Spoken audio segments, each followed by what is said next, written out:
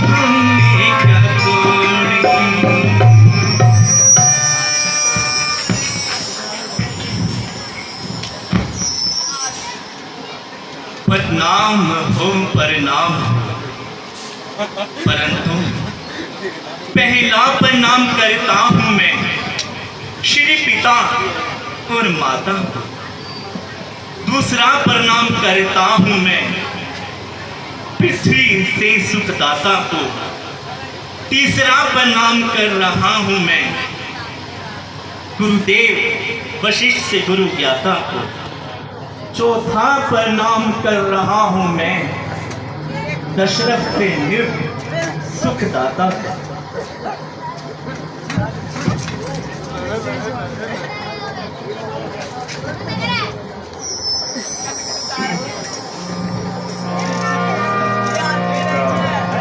ऐसा ही हो अगर भारत माता की कोख में से तुम्हारे जैसे लाल हो जाए तो जाति का कल्याण हो जाए और यह मृत्यु लोक स्वर्ग लोक बन जाए।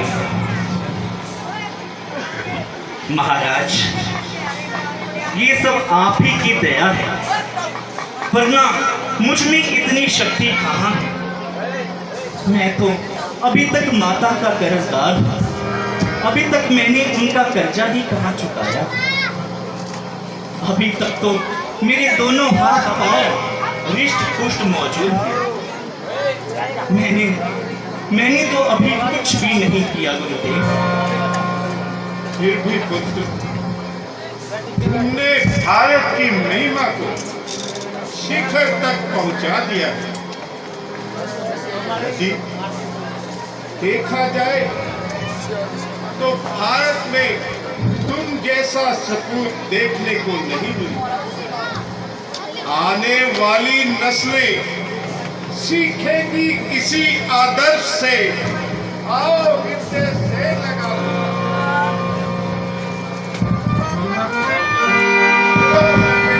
हर से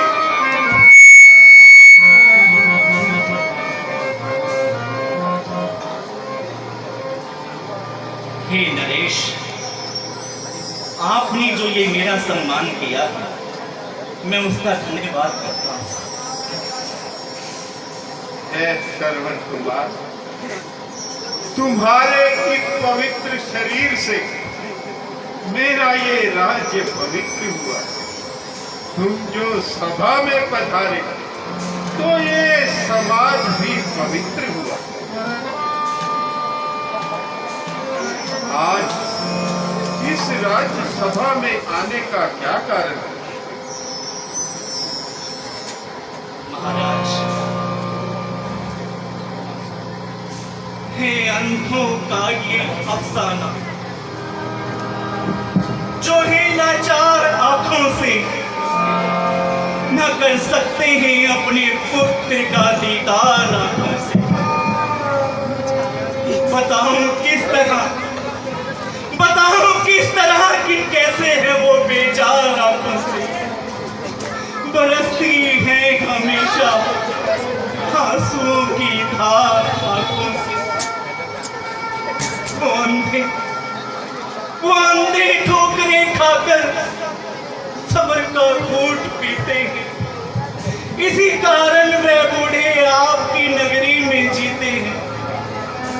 पिता माता का अंधापन मुझे बेचैन करता है। यही संकट मुझे राजन दुखी दिन रहन करता है। बता दो औषधि नैनों की कि बस कल्याण हो जाए। न भूलूंगा कभी ये दान कर एहसान हो जाए।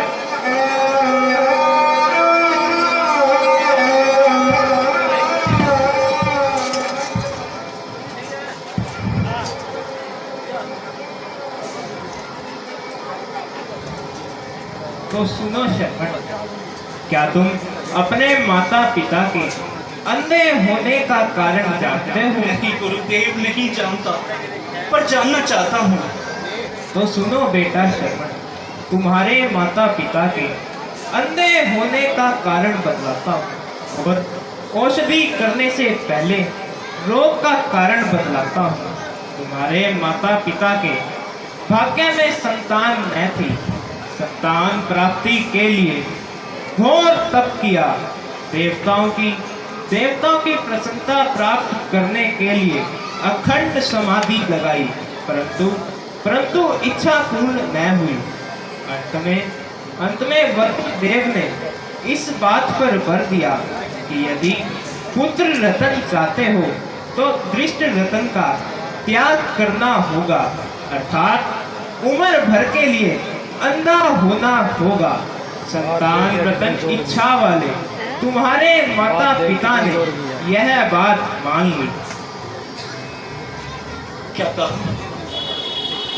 क्या मेरे लिए मेरे माता पिता ने अंधा होना स्वीकार कर लिया? क्या सुख और आनंद के जीवन को तमाम उम्र के लिए त्याग दिया?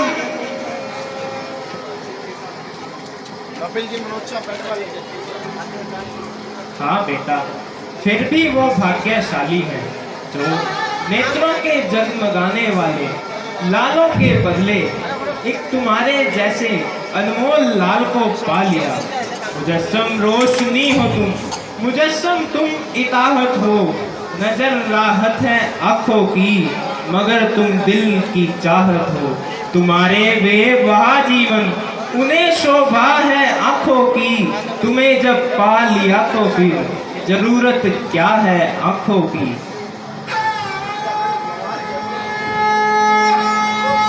गुरुदेव, आज मुझे अपना कर्तव्य साफ सूरत में दिखाई पड़ रहा है। मैं जो कुछ कर रहा हूं, धर्म इससे कुछ और अधिक इजाजत देता है। जब माता पिता का हृदय पुत्र के लिए रवादार है तो पुत्र भी उनके चरणों में जाने सार है। गुरुदेव, अब कोई उपाय, कोई नुस्खा, कोई दवा कारगर हो सकता है। बतला के कोई औषधि रोगी को चैन दो, उपकार होगा आपका, अंधों को नैन दो। बादल बादल मेरे सर पर गिरे, दुख और बला के खुल जाए मगर नेत्र मेरे माता पिता के।